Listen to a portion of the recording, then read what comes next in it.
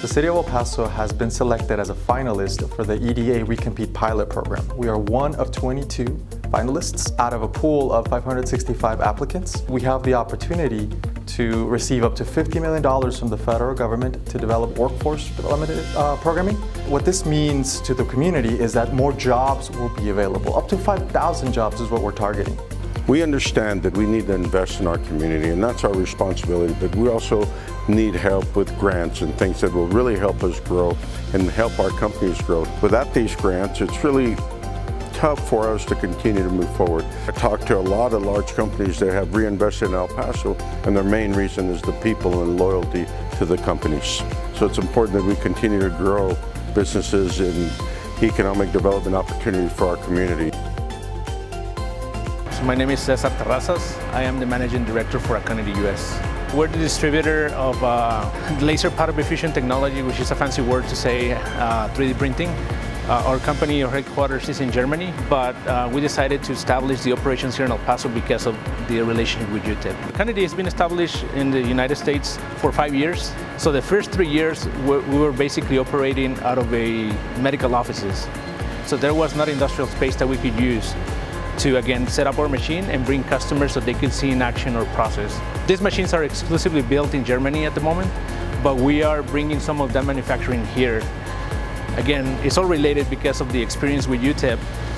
The talent that is being produced there, they know how to use the systems, so it's just natural that they graduate and then they might find a place with us.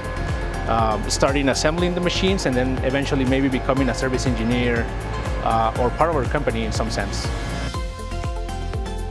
Roy Scruggs, I'm Director of Fresh Start and programs here at Kelly Center for Hunger Relief. Fresh Start was started about 5 or 6 years ago. What it really tries to do is address food insecurity from the root cause level. And so Fresh Start is a case management program at heart. And so we have folks that come in and they come through various sources. So whether it's our clothes closet you see behind me or the food pantry where we have up to 1,000 or more clients a day, it's clients that really want to kind of move from A to B, A to C, and discover that there may be barriers to achieving that. About 16.2% of UTEP students come through the food pantry alone.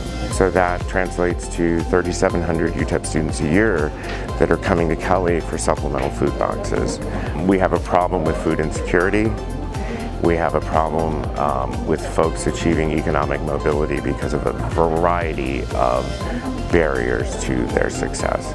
The Recompete grant is wonderful. I think it's a critical opportunity for El Paso and El Pasoans to access, perhaps in some ways for the first time, really beneficial programs that can help them engage with curriculums in IT, in healthcare, in manufacturing. So I think it's an enormous opportunity for the City of El Paso, and just personally and as an organization, we're very excited.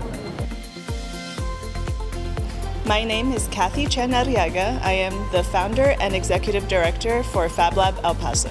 FabLab is a nonprofit that I founded in 2014, so we're coming up on our 10th year serving the community.